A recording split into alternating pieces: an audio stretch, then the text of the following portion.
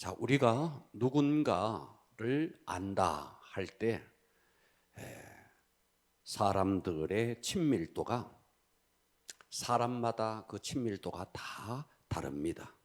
자, 우리가 예를 들어서 첫 번째 단계는 나는 그 사람을 아는데 그 사람은 나를 몰라요. 예를 들어서 유명 연예인들, 요즘 젊은 사람들은 차은우 그러면 잘 알죠. 저희들은 잘 모르지만, 자, 어쨌든 그러면 차은우라는 배우가 있다 칩시다.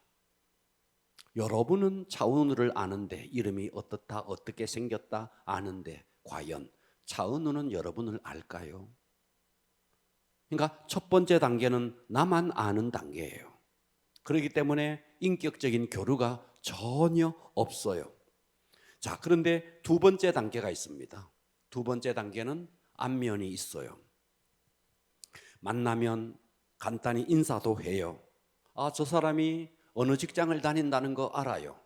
저 사람의 나이가 어느 정도라는 것도 알아요. 그런데 깊은 대화는 안 해요. 함께 밥도 먹지 않아요. 어려운 부탁을 꺼낼 수 없어요. 자, 요 앞에 식당에 늘 부딪히는 주차하는 그 아저씨, 만나면 인사해요. 근데 저는 그 사람의 고민이 뭐가 있는지 잘 몰라요. 서로 인사하는 정도의 사람. 자, 세 번째 단계는 어떤 단계냐 하면 아주 친밀한 단계예요. 이 사람이 어떤 성향의 사람인지, 무엇을 좋아하는지, 무슨 생각을 하는지, 그래서 이 사람과 깊은 관계, 때로는 그 사람 앞에 내 넋두리를 내어놓을 수도 있고, 때로는 돈도 좀 빌릴 수 있고, 이런 친밀도가 있는 사람이 있어요.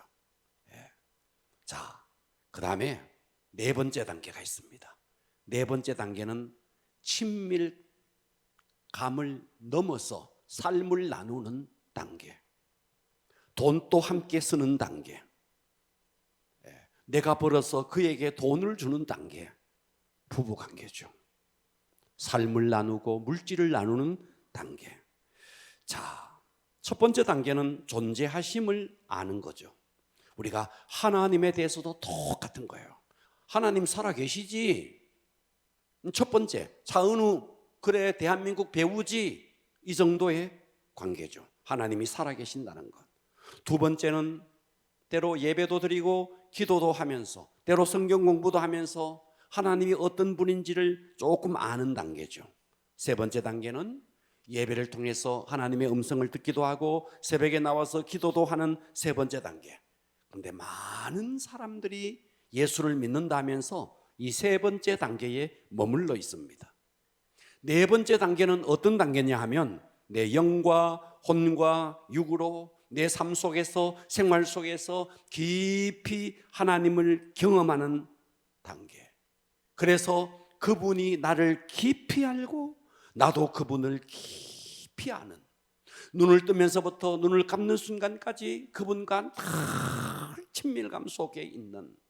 주님은 우리를 부를 때에 저 차은우 같은 사람으로 관계로 우리를 부르지 않았고, 저 앞에 식당에 주차하는 사람 정도의 관계로 부르지 않았고, 만나서 넋두리 정도 할 정도로 하나님은 우리를 부르지 않았고, 하나님은 우리를 불렀을 때 어느 정도로 불렀느냐?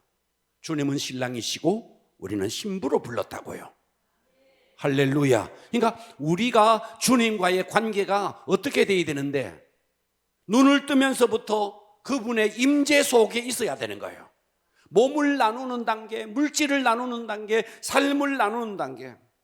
그래서 여러분들이 신앙이 이제 과거에 내가 예수를 처음 믿었을 때 내가 한번 가슴이 뜨거웠지, 옛날에 그 흘러간 추억 붙들고 이제는 아주 황폐한 사막처럼 그냥 하나의 종교적인 행위에 의해서 교회를 다니고 있는 겁니다. 여러분, 신앙생활은 내가 예배에 참석했다는 종교적 행위가 신앙생활이라고 착각하면 안 됩니다.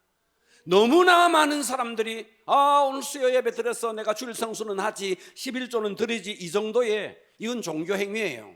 주님과 친밀감이 없는 상태에서 그냥 내가 예배 드렸다, 기도에 참석했다, 이건 율법적인 어떤 행위에 의해서 이것은 하나의 종교 행위에 신앙생활은 그것을 뛰어넘는 겁니다. 요즘 수많은 볼거리가 넘쳐나고 있습니다. 손에 핸드폰이 말이죠, 한번 터치로 수많은 영상이 쏟아지고 있습니다. 여러분 직장에 출근해서 업무를 보고 여러분 얼마나 일도 바쁩니까?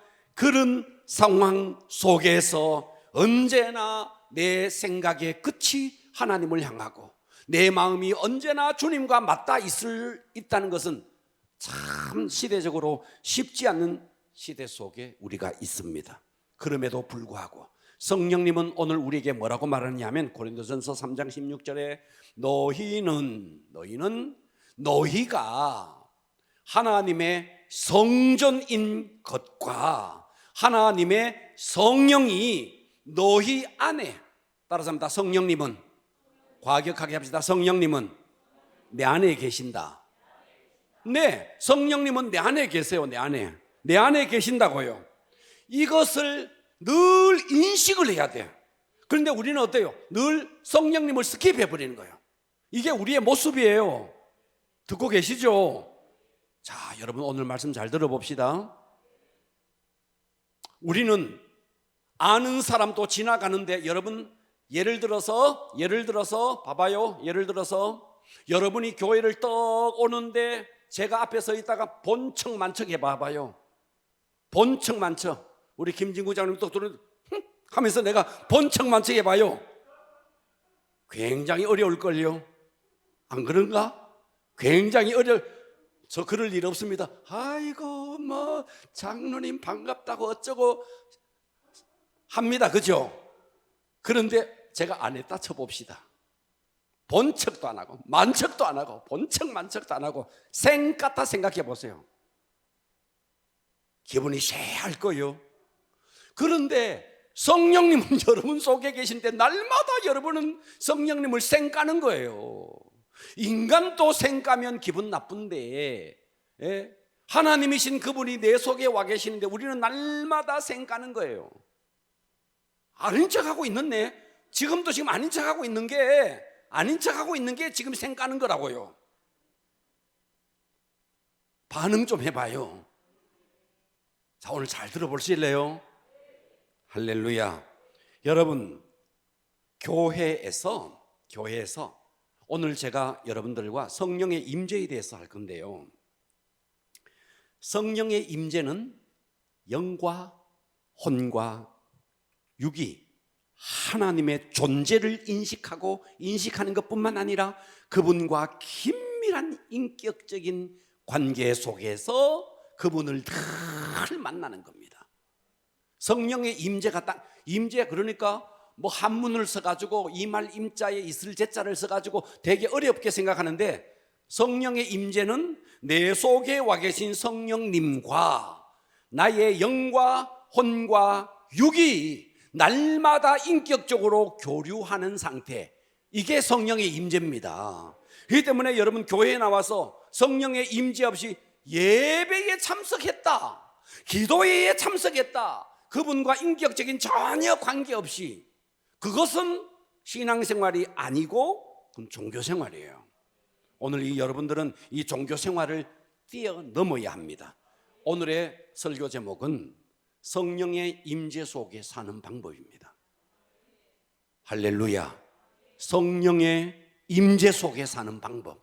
잘 한번 들어보실래요? 성령의 임재 속에 사는 방법.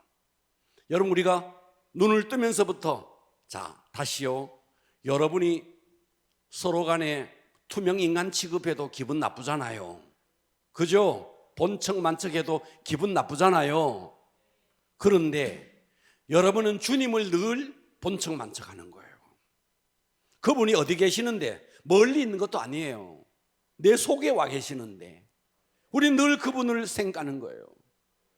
그런데 무슨 인격적인 교제가 일어날까요? 여러분, 어려운 문제가 탁 생기면 여러분 주님 부르십니까? 교통사고가 났습니다. 주님 부르십니까? 어디에 아는 경찰 없나? 여러분 어떠세요? 어떤 위기의 순간에 여러분 정말 주님 부르세요? 위기의 순간이 아닐지라도 눈을 뜨는 순간부터 길을 걸을 때나 차를 타고 운전을 할 때나 어느 순간에나 여러분 늘 여러분의 인격이, 여러분의 마음이, 여러분의 생각이 주님과 맞닿아 있습니까? 쉽지 않죠. 오늘 여러분 귀를 열고 은혜 받기를 바랍니다. 그래서 성령의 임재 속에 들어가는 방법 첫 번째입니다. 첫 번째는 삶이 정결하고, 따라서 합니다. 삶이 정결하고. 왜냐하면 성령님은 거룩한 영이시기 때문에 더러운 곳에 있을 수가 없어요.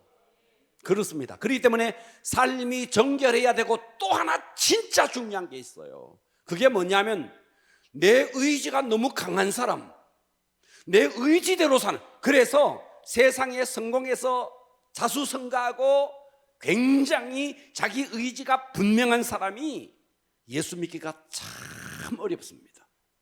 네. 이 의지가 하나님 앞에 성령님께 굴복이 돼줘야 돼요. 자, 3장 16절, 너희가 하나님의 성전인 것과 하나님의 성령이 너희 안에 계시는 것을 알지 못하느냐? 너희 안에 성령님이 계시는데 우리는 알지 못하고 있는 거예요. 왜? 늘 스킵하고 있는 거예요. 자, 17절, 누구든지 하나님의 성전을 더럽히면 하나님이 그 사람을 멸하시리라. 우리는 하나님의 성전을 더럽힌다. 그러니까요, 그래서 하나님의 성전은 거룩하니 너희도 거룩, 하나님의 성전을 더럽히면 하나님이 그 사람을 멸한다. 그러니까 우리가 죄를 지으면 하나님께서 우리를 요놈하면서 하나님께서 우리에게 매를 들고 교통사고가 나고 어떤 어려움을 그런 차원이 아니에요. 여기서 하나님의 성전을 더럽히면 하나님이 그 사람을 멸한다는 말은 그런 뜻이 아니라 하나님과의 관계가 끊어진다는 말이에요. 여러분, 차라리 하나님이 내게 관심을 가지고 때로 내 삶 속에 사고가 일어나고 그래서 내가 하나님을 찾는 것은요, 오히려 하나님이 나에게 사랑을 계속 표현하고 있는 겁니다. 그런데 하나님이 우리를 멸한다는 말은 더 이상 나에게 관심을 갖지 않는 거예요. 무슨 짓을 하더라도 하나님이 나에게 관심을 갖지 않는 거예요. 할렐루야. 여러분, 그렇기 때문에 우리는 여러분의 삶이 정결해야 되고, 두 번째, 여러분의 의지가 하나님 앞에 성령님께 굴복이 되어줘야 됩니다. 여러분, 사사기를 보십시오. 사사기에 보면 그들이 하나님의 임재 속에 살 때 어땠는데, 다른 이방, 블레셋, 미디안 모든 나라들이 오히려 조공을 바치고, 이스라엘에 조공을 바치고 전혀 그들을 침략하지 못했습니다. 그런데 그들이 하나님 앞에 범죄하고 하나님을 떠나고 우상을 숭배하니까 갑자기 그들이 힘을 합쳐서 이스라엘을 쳐들어오기 시작합니다. 그렇기 때문에 우리가 여러분의 삶에 어려움이 있고 뭔가 인생이 꼬이고 힘들 때마다 우리가 반드시 돌아봐야 될 것이 뭔데, 내 의지가 하나님 앞에 굴복됐는가? 네, 할렐루야. 이것을 돌아보시길 바랍니다. 여러분, 날마다 아침에 눈을 뜨는 순간부터 내 의지를 주님께 드려야 됩니다. 하나님, 내가 오늘 멋지게 한번 해내겠습니다 가 아니라, 주님, 나를 붙잡아 주십시오. 저는 주님이 아니면 아무것도 할 수 없습니다. 전적으로 주님의 은혜 속에 사는 자입니다. 제 마음 속에서 주님이 오셔서 저를 통치하시고 저의 주인이 되어 주시옵소서 하면서 내 의지를 하나님 앞에 올려드려야 합니다. 할렐루야. 그런데 오늘날 신앙인들은요, 어떠냐 하면 아주 의지를 가지고 하나님을 윽박해요. 하나님 응답 줄 겁니까? 안 줄 겁니까? 하나님 앞에 막 윽박을 질러요. 하나님 안 주시면 떠납니다. 이딴 소리 해서 하면서 하나님 앞에 의지를 굴복시키는 게 아니라 자기의 의지를 관철시키기 위해서 하나님을 이용하는데 하나님 앞에 막 윽박을 지릅니다. 예를 들어 봅시다. 이 자리에 계신 여성 여러분, 여러분의 남편이 일도 안 하고 돈도 벌지도 않고 맨날 아내인 여러분에게 맨날 돈 달랐고 아들도 돈 달랐고 딸도 돈 달랐고, 기분 좋죠? 어때요? 구건사님 어때요? 기분 좋아요? 할 일은 안 하면서 맨날 달라고 달라. 제가 얼마 전에 유튜브를 봤어요. 유튜브에 이런 내용이 있었습니다. 한 어머니가 70대 중반의 할머니였습니다. 이 할머니가 폐지를 주어요. 하루 폐지를 주어서 8,000원을 벌어요. 야, 폐지 줍는 게 그게 돈이 많이 되는지 아는데 8,000원을 벌어요, 하루에. 그런데 집에는 멀쩡하게 생긴 아들 둘이가 자빠져 자고 있어요. 폐지를 주어서 8,000원을 받아서 집에 와서 이 할머니가 밥을 짓고 청소를 하고 설거지를 하고, 그래서 밥을 딱 차려놓으면 아들 둘이가 띵 나와가지고 밥을 먹고 손가락 하나 까딱하지 않고 또 자기 방으로 뚝 들어가요. 큰아들의 나이는 35살, 둘째 아들의 나이는 24살. 그런데 이 둘째 아들은 태어나면서부터 뇌에 문제가 있었어요. 그래서 일을 하려 해도 못해요. 첫째 아들은 직장을 다니다가 전기에 감전이 되어서 목숨은 건졌는데 뇌가 또 손상을 입었어요. 몸은 멀쩡한데 아무것도 못해요. 네. 그래서 이 엄마는 8,000원 폐지를 주어서 두 아들을 밥을 해 먹이고 그렇게 살더라고요. 여러분, 교회가 멀쩡하게 있으면서 그저 하나님 앞에 나와서 달라고 성도로서, 믿는 자로서, 여러분 35살 되면 35살짜리 만큼 살아내줘야 되고, 24살 되면 24살 되는 만큼 살아내줘야 되는데 전혀 완전히 뇌에 손상을 입어가지고 아무것도 못하는, 얼마나 불쌍합니까? 오늘날 성도가 하나님과의 관계에 완전히 찌그러져서 성도로서의 삶을 전혀 살아내지 못하고 그저 하나님 앞에 와서 달라고. 여러분, 기독교는 그런 종교가 아닙니다. 다른 종교는 다 가서 신에게 달라고 합니다. 기독교는 달라고 하는 종교가 아니에요. 기독교는 인격적인 그분과의 긴밀한 교제 속에 살아내는 게 기독교예요. 할렐루야. 그래서 우리가 신앙생활은 성령의 임재 속에 사는 것인데, 여러분들이 정결하고 그리고 의지가 하나님 앞에 굴복될 때 성령님이 여러분에게 역사하십니다. 두 번째입니다. 성령의 임재 속에 사는 방법 두 번째는요, 성령님께 집중을 해줘야 돼요.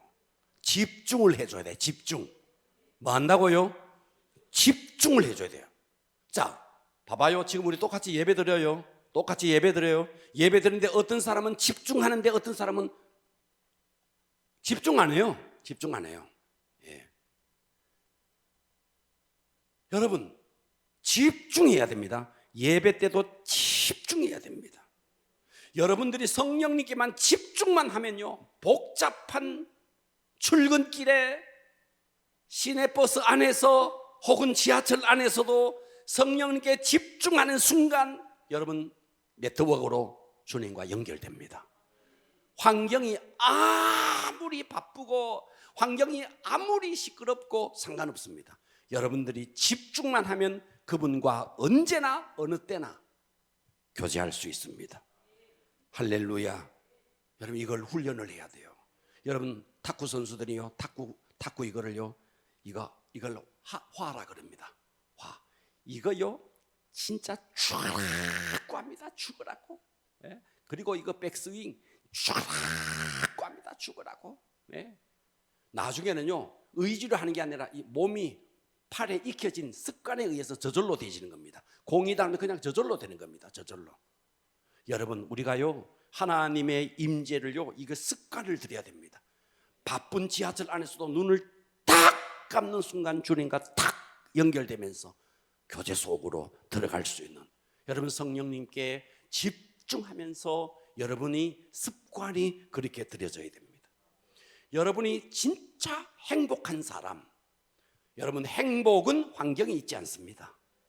환경이 좀 좋으면 할렐루야 여러분 그건 진짜 행복이 아닙니다. 진짜 행복은 그분과 연결되어서 내면에서부터 터져나오는 행복이 진짜 행복입니다. 그렇기 때문에 여러분들이 성령의 임재 속에 깊이 들어가는 사람은 항상 얼굴이 편안하고 환경이 아무리 파도처럼 출렁거려도 하나님의 임재 속에 있는 사람은 그 내면에 기쁨이 있습니다. 평화가 있습니다. 이 기쁨과 평화가 여러분에게 있기를 바랍니다. 환경에 얹어놓지 마시고 성령의 임재를 날마다 여러분 누리셔야 됩니다. 세 번째입니다. 세 번째는 성령님께 민감하게 순종해 줘야 됩니다. 할렐루야. 민감하게 순종해야 돼야 됩니다. 자, 사무엘상에 보면 엘리 제사장이 있었습니다. 엘리. 그리고 거기에 아주 어린 사무엘이 있었습니다. 엘리는 둔했습니다. 하나님의 음성을 제사장이었지만 하나님의 음성을 듣지 못했습니다. 그런데 어린 사무엘은 예민했습니다. 하나님의 음성을 들었습니다. 자, 보세요.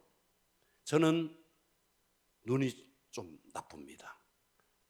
그래서 글씨를 잘 아주 글씨가 참 보기 어려워요.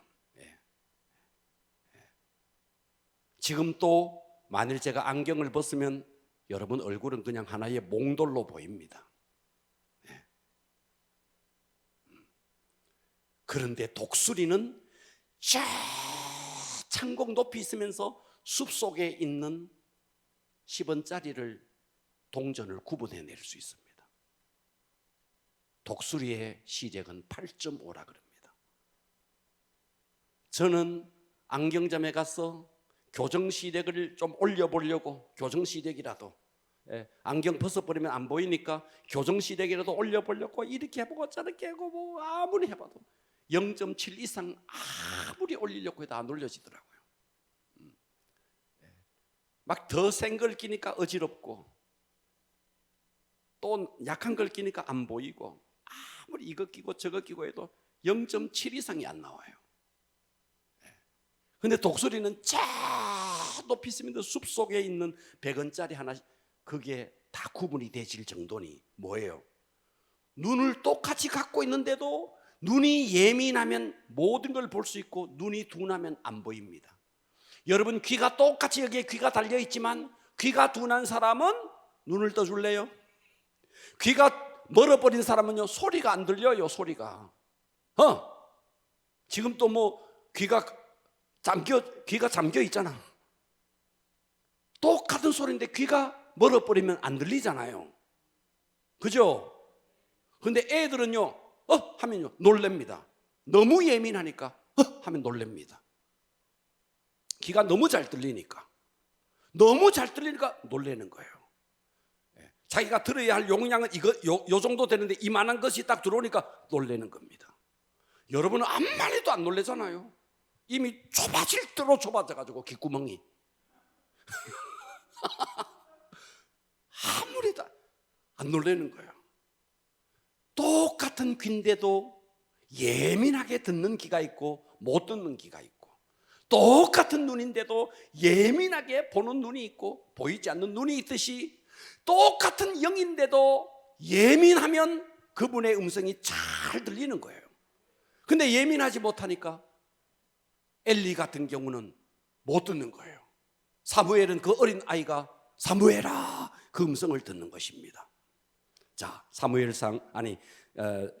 데살로니가전서 5장 19절을 한번 보겠습니다.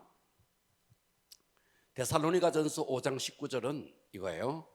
성령을 따라서 합니다. 성령을 크게 성령을 소멸하지 말며.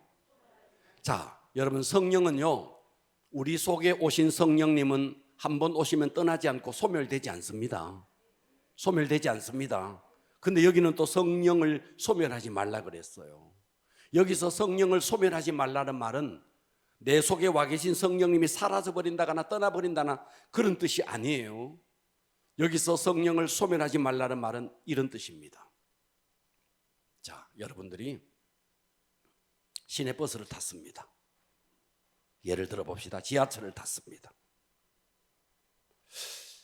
갑자기 속에서부터 옆 사람을 전도하고 하라는 마음에 성령의 감동이 팍팍 올라오는 거예요. 그런데 이것을 꽉 눌러버렸어. 옆에 보니까 무섭게 생겼어. 무섭게 생긴 아저씨야. 성령님은 전도하라 그러는데 딱 쳐다보니까 무섭게 생긴 아저씨야. 그래서 고개를 돌려버렸어. 성령께서 내 속에 감동을 주었는데도 그 성령에 순종하지 않았어. 그랬을 때 나를 통해서 일하시고자 하는 성령의 역사가 소멸된다는 말이에요. 여기서 성령을 소멸하지 말라는 말은 그런 뜻이에요. 이해가 되십니까? 네. 여러분, 우리가 얼마나 성령을 소멸한지 아십니까? 때로는 누구를 위해서 기도해야 되겠다는 성령의 감동이 올라오는데도 막 무시해버립니다. 그래서 여러분, 성령님께 아주 민감하게 감동만 주시면, 음성만 들리면, 때로는 여러분 오늘 또 이 설교를 통해서도 성령님께서 여러분에게 음성을 들려줍니다. 예민하게 이걸 드러내야 됩니다. 듣고 민감하게 순종을 하면은 이 속에 계신 성령님이 계속 더 소멸되는 것이 아니라 이 속에서 더 활성화가 되집니다. 그런데 성령님이 감동을 주시고 때로는 음성을 들려주시고 예배를 통해서도 말씀을 들려주시는데도 내가 예민하게 순종하지 아니하니까 내 속에서 성령의 역사가 소멸되는 것입니다. 듣고 계시죠? 할렐루야. 여러분, 지금은요 오순절 마가의 다락방에 불의 혀같이 임했던 성령의 역사 보다가도요, 예수님이 요단강에서 세례를 받고 올라올 때 성령님이 비둘기처럼 임했습니다.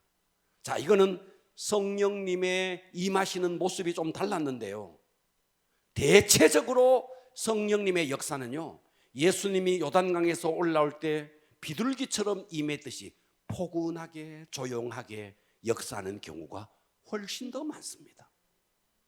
때로는 잔잔하게 성경을 보면서 묵상할 때 쑥 성령님의 음성이, 성령님의 생각이 쑥 들어올 수도 있습니다. 우리는 자꾸만 오순절 마가의 다락방의 불에 혀같이 갈라지는 뜨겁게 불처럼 임하는 성령님만 생각하는데 그렇지 않습니다. 조용한 가운데도 내 속에서부터 성령의 음성이 들릴 수 있습니다. 그때마다 우리가 해야 될 것은 뭔데? 그분 앞에 민감하게 순종하는 겁니다. 그러면 어떻게 되는데? 임재 속으로 쑥 들어갈 수 있습니다.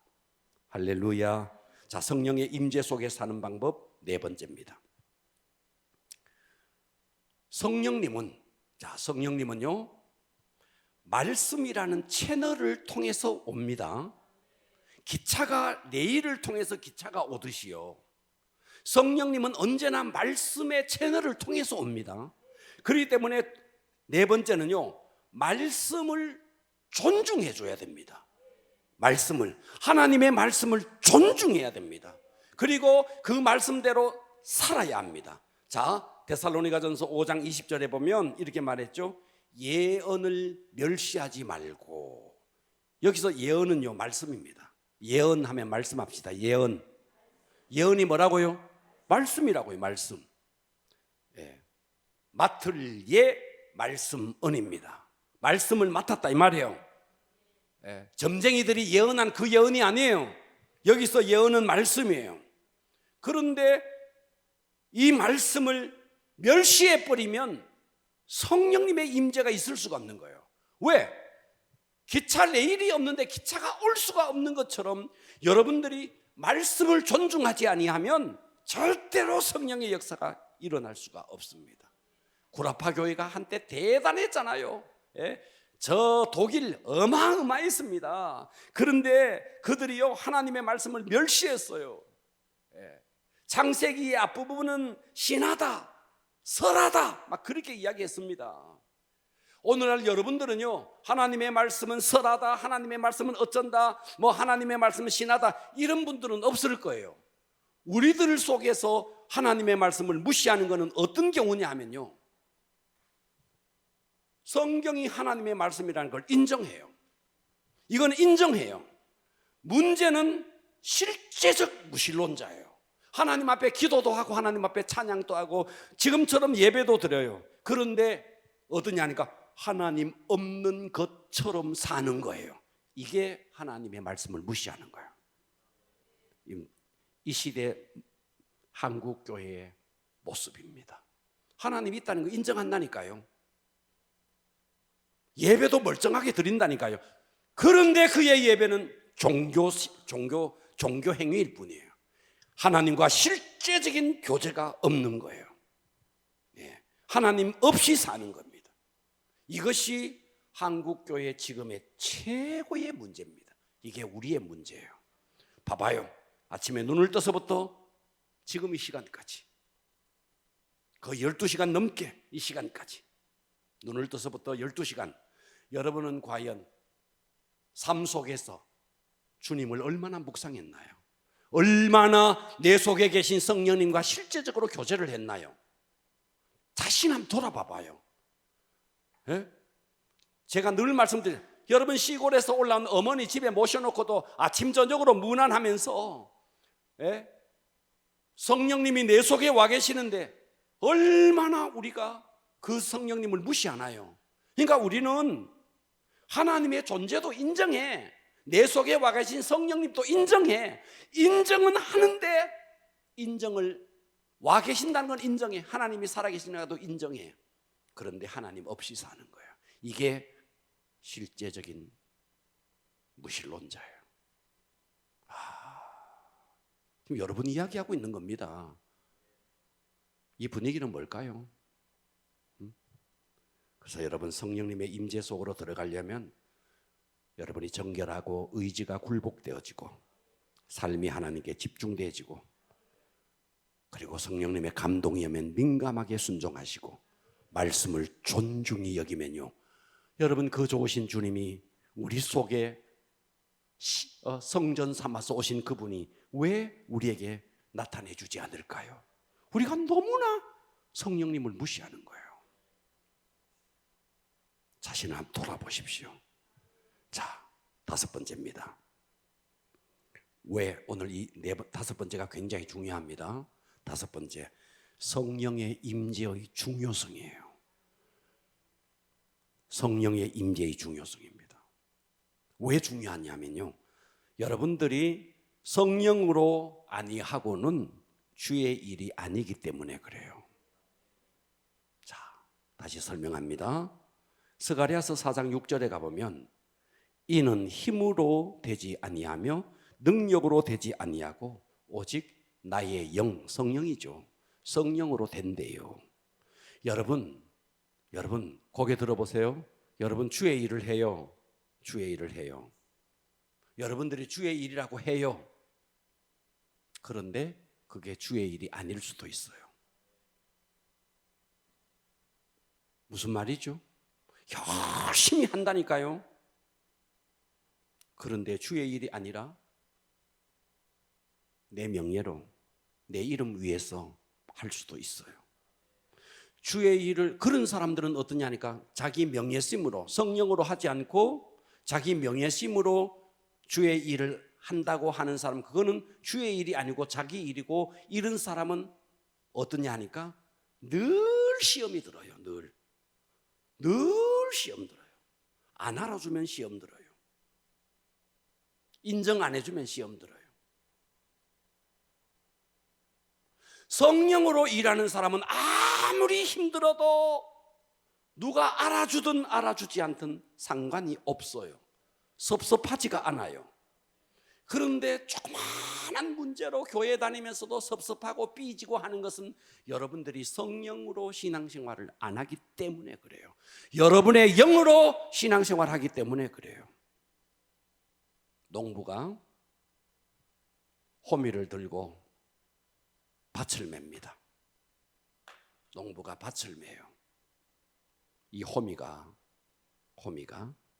땅이 왜 이렇게 단단하냐고. 호미가 이런 불평하네요. 그래요, 안 그래요? 왜 이 땅에는 돌이 많으냐고 호미가 불평하네요. 우리는 주님 손에 붙들린 호미 같은 존재거든. 주님이 다 하시는 거거든. 그런데 호미 지가 막 하는 거예요. 지가 호미. 그러니까 이 호미가 막 불평하는, 있을 수 없는 일들을 우리는 하는 거예요.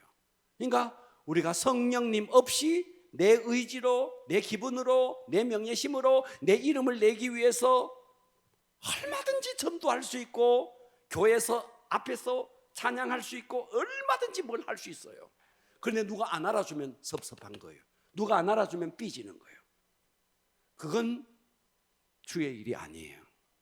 여러분이 여러분의 일을 하는 것뿐이에요. 성령의 임재의 중요성은요, 성령으로 아니하는 모든 것은 주의 일이 아닙니다. 그래서 이런 사람은 어떠냐 하니까, 나중에 나는 주의 일을 실컷 했는데 천국에 갔는데 주님이 내가 너를 모른다. 큰일 나는 일이죠. 네. 그러니까 여러분, 신앙생활은 성령의 임재는 옵션이 아닙니다. 선택사항이 아닙니다. 이거는 필수입니다. 필수.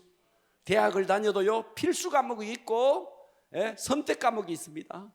선택은 해도 되고 안 해도 됩니다. 필수는 반드시 통과해서 학점을 받아야 됩니다.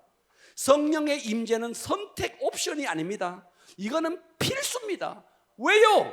하늘에 갔을 때 성령으로 안 한 모든 것은 뻥이야. 아무것도 아니야. 그것은 아무것도 아닌 거예요. 할렐루야. 그런데도 우리는 성령의 임재 없이 끄떡끄떡 주의 일을 한다고 하는 거예요. 그래서 이런 시험 들고 저런 시험 들고, 이렇게 삐지고 저렇게 삐지고 온갖 짓을 다 하는 거예요. 성령의 임재의 중요성은 성령으로 아니하면 주의 일이 아니기 때문입니다. 여섯 번째입니다. 그러면 여러분들이 왜 성령의 임재를 느끼지 못하느냐? 이유가 있습니다.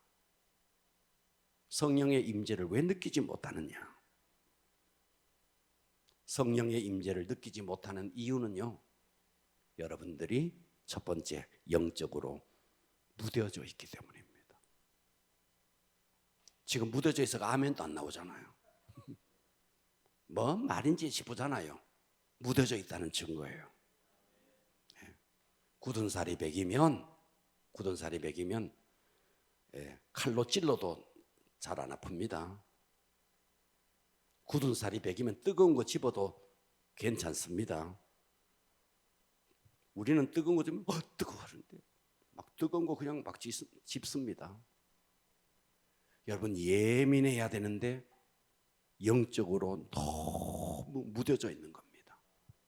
축농증이 걸리면 냄새를 잘 못 맡습니다. 똑같은 눈인데 시력이 약하면 잘 보지 못합니다. 똑같은 귀인데도 귀가 멀어버리면 들리지 않는 것처럼 영적으로 둔해져 있으니까 어떤데? 임재를 느끼지 못합니다. 여러분 속에 성령님이 와 계셔도 느끼지 못합니다. 두 번째는요, 악한 영이 막고 있기 때문에 그렇습니다.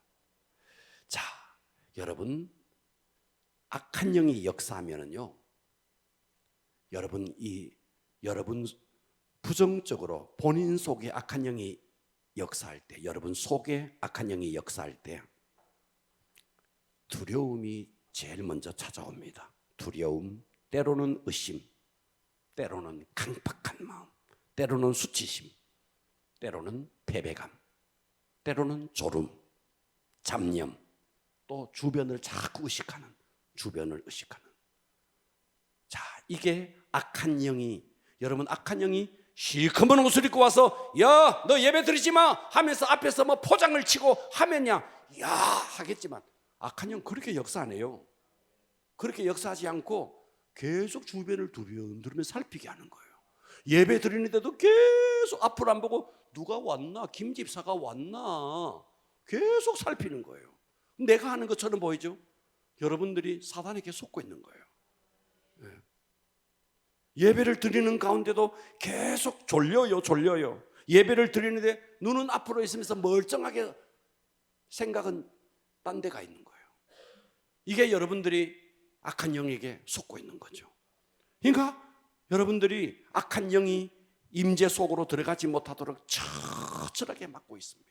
때로 환경 속에서는요, 깜빡하면서 여러분들이 휴대폰을 말이죠, 무음을 안 하고 막 휴대폰이 막 울리는 거예요. 저쯤에 앉았던 할아버지는요, 예배만 시작하면 칼로 하는 하늘배가 하나 있습니다. 저쯤에 앉았어요. 김문줄 집사님 좀 옆에 좀 앉았는 것 같아요. 하여튼 젊은 애들은 기침을 해도 이쁜데요, 할배들은요 기침하면요 주변이 막 다 시끄럽습니다. 제가요 저 기침하면 앞에 설교하다가 제가 깜짝 놀란다니까요.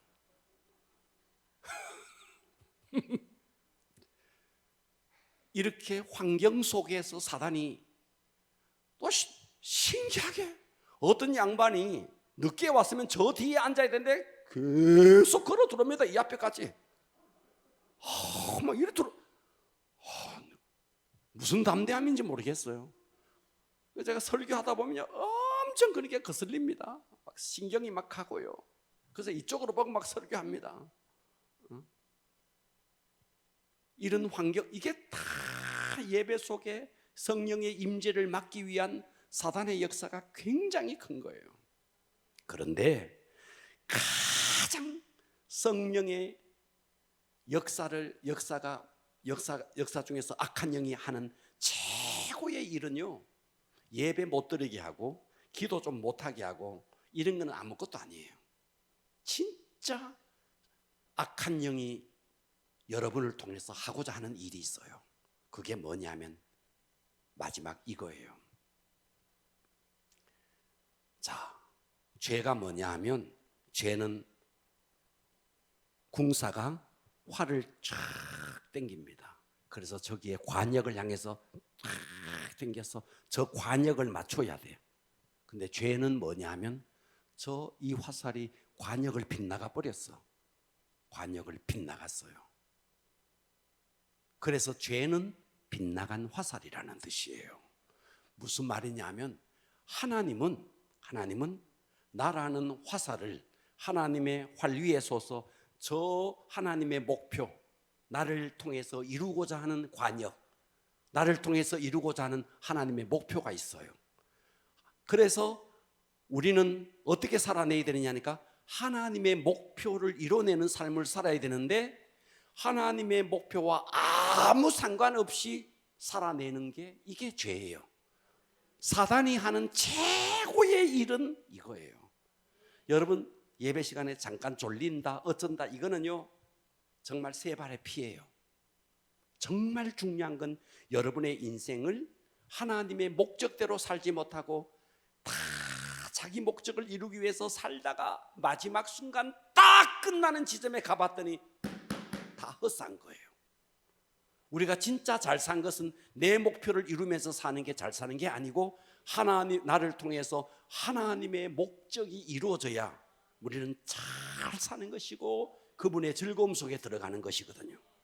근데 사단은 이걸 못하게 하는 거예요. 똑똑한 사람일수록. 솔로몬이 얼마나 똑똑했습니까? 근데 나중에 그렇게 타락해 버리잖아요.